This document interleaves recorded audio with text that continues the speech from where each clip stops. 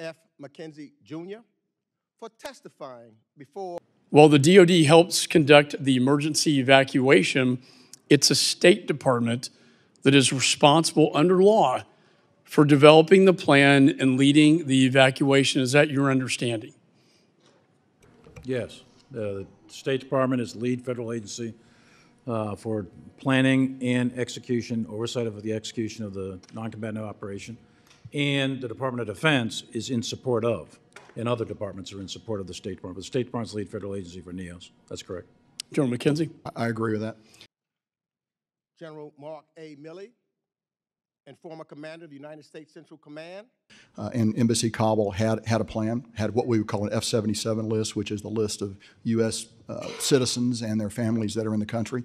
And we struggled to gain access to that plan and work with them over the months of July until we finally got a decision to execute the NEO, which, as I've already mentioned, occurred on the 14th of August. Now, we worked with the embassy before then, but we didn't have authority to move out and do the things that you have to do to make a NEO happen until the 14th of July, or correction, the 14th of August. And as I noted, we were in extremis at that point. And former commander of the United States Central Command. In fact, I was concerned by the middle of July. I was concerned about the different pace of Department of Defense planning as compared to Department of State planning. Former chairman of the Chief of Staffs.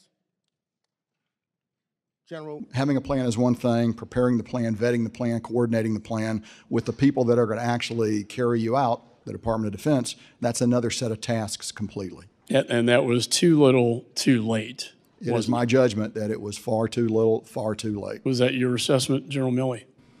It was, and I would broaden it a little bit by saying it was a pretty consistent assessment by me and other members of the uniformed military, up to and including the Secretary, that the withdrawal of the military forces and the contractors and the NATO forces that went with it would ultimately lead, as I said in my opening statement, to a general collapse of the ANSF and the government.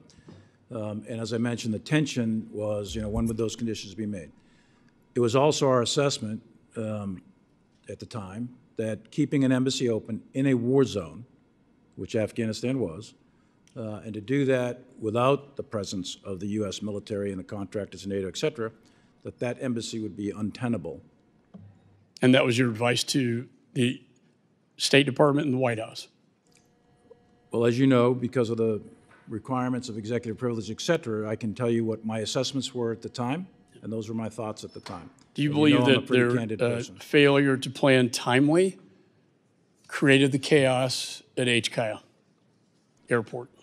I think the call to execute the NEO came too late, and as General McKenzie mentioned, it was officially logged in on the 14th. At that point in time, the Afghan government senior leadership was preparing to depart, and they departed the next day on the 15th. Thousands of Afghan civilians were gathering at the airport. The Afghan security forces were collapsing in the various provincial capitals, and although there were some still in and around Kabul. So the general situation at that point was 750 U.S. soldiers in and around the embassy. The Turkish troops were required, along with some ANSF, to protect HKIA. They melted away. So you had a situation with the U.S. Embassy and 750 troops when that NEO was called. And now we had leaned forward. So I think it's the 9th, 10th, or 11th time frame. We had already put forces on alert, et cetera. But in essence, we alerted, Marshal deployed 82nd Airborne Division, Division Ready Brigade, and the MU out of Saudi that was underneath General McKenzie's control. They rapidly deployed along with Special Forces to take control of that airport. Chairman of the Chief of Staffs.